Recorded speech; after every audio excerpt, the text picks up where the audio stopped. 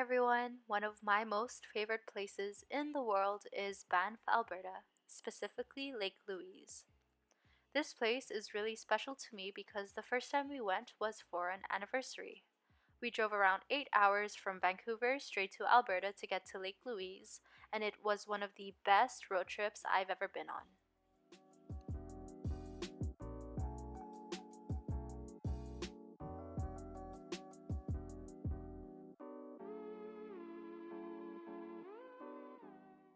One of my favorite activities to do is kayaking and canoeing, and doing so at Lake Louise has been number one on my bucket list for a really long time. It was so worth the wait, and nothing will ever beat this experience because it was just so beautiful, truly such a surreal feeling, and it really did feel like a dream.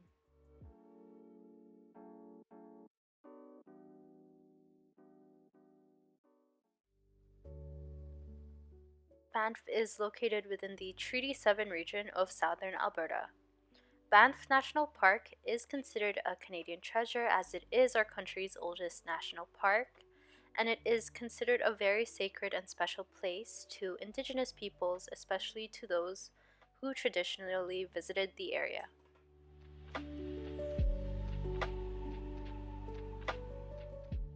Indigenous peoples have inhabited the area in and around Banff for a really long time, even way before Europeans arrived. But today, and for many, many years, there has not been much trace of the indigenous peoples whose ancestors resided and hunted there. The Stoney Nakoda Nation is one that has been directly affected by this, and their history with Lake Louise has been untold for centuries. The famous name of Lake Louise was actually the third name given to the lake. It was first given an indigenous name which translates to the Lake of Little Fishes by the Stoney First Nations, who were the first inhabitants of the area. This original name of the lake is not displayed on any official sign or plaque, and all of the historical plaques displayed at the waterfront of Lake Louise only mentions European settlers and does not give any recognition whatsoever to the indigenous history of the Stoney or other groups. This area was used for hunting, fishing, gathering, and traditional ceremonies until 1885 when the park was officially created. There was a pass system that was introduced, and this is what restricted Indigenous peoples from entering the area.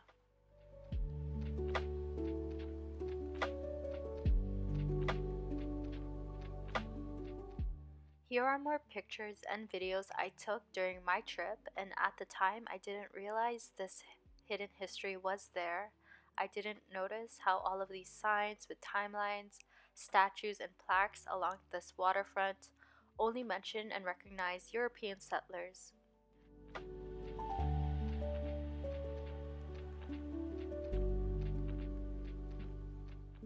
The Stoney Nakoda Nation were later invited back to the park, but only for the annual Banff Indian Days, which ran until the late 1970s.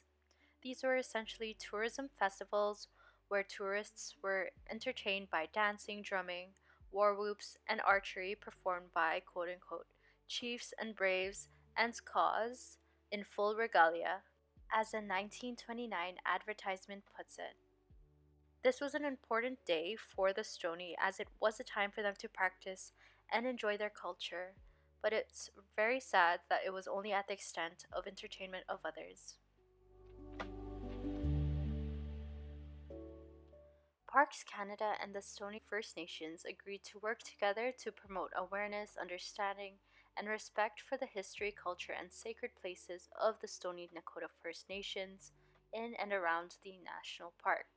In 2012, the Stoney were given a unique park pass by Parks Canada, and this is good for life, and it allows the Stoney people of the Bearspaw, Chiniki, and Wesley bands to access their traditional lands in the park free of charge.